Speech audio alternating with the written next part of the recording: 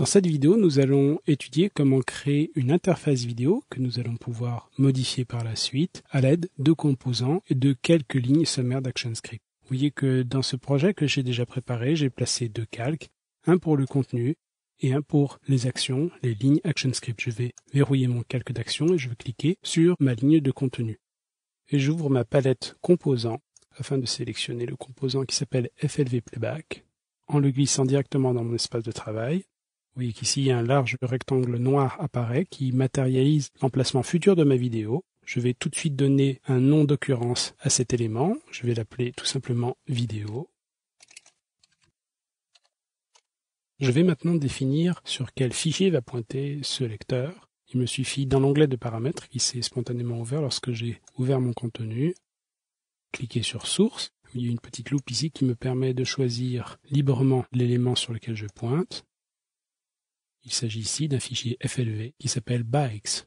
J'appuie sur ouvrir, je peux fermer mon chemin de contenu. Et voici que mon fichier a été automatiquement incrémenté dans mon player FLV.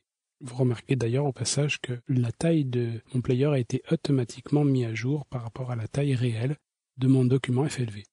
Je vais maintenant ajouter d'autres composants qui vont permettre la lecture de cet élément. Je retourne donc dans ma palette composants et toujours dans le regroupement dédié aux composants de la vidéo, vous voyez qu'il y a différents contrôles qui vont me permettre de gérer la lecture de mon point FLV. Je sélectionne donc le composant dédié à la lecture et à la pause de mon élément. Vous voyez que cela se fait facilement en cliquant et en glissant dans mon espace de travail.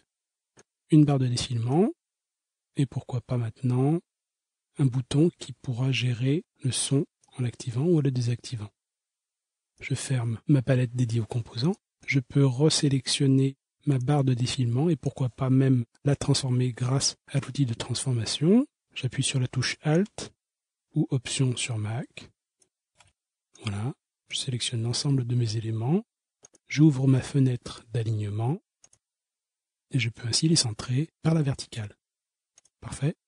Pour faire agir ces différents composants au sein de lignes ActionScript, il faut que je leur donne à chacune un nom d'occurrence. Je sélectionne donc mon bouton de Play. Je vais l'appeler Player. J'utilise à dessein des mots anglais car les lignes ActionScript sont en anglais et que vous aurez des éléments qui se ressembleront davantage et qui aideront la compréhension. La barre de défilement, on va l'appeler Seeker.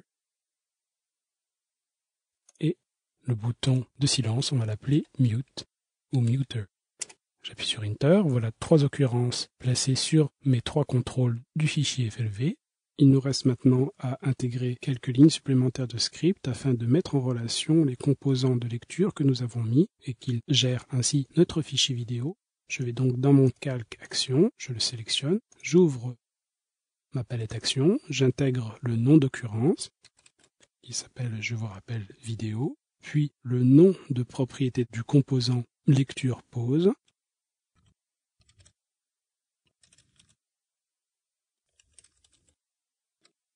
Et je lui donne le nom d'occurrence que nous avons choisi ensemble, Player. Je copie cette ligne.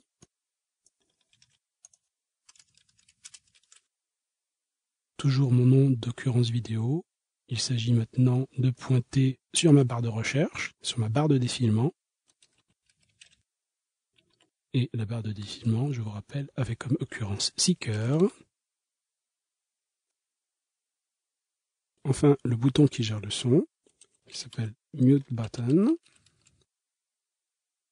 et qui avait comme occurrence Muter. Je peux fermer maintenant ma palette. Je lance maintenant le calcul de mon animation, CTRL-Enter sur PC, et vous voyez que ma vidéo s'affiche parfaitement. Ma barre de défilement affiche la progression. Je peux également influer sur le son, ici mon élément MUM, et j'aurais pu effectivement activer ou désactiver mon son. Et également influer sur la lecture ou sur la pause de cet élément. Voici donc les prémices et les bases de ce que vous pouvez faire avec des composants et comment créer une interface sommaire pour vos fichiers vidéo.